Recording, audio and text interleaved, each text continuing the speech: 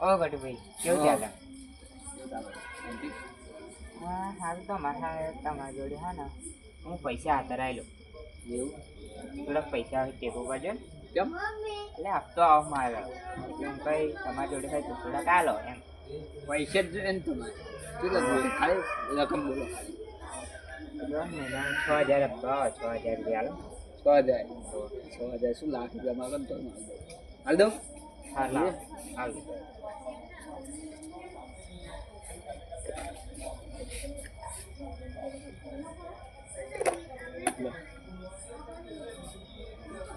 अभी मैं गाली नहीं दे सकता। नहीं गाली नहीं देना।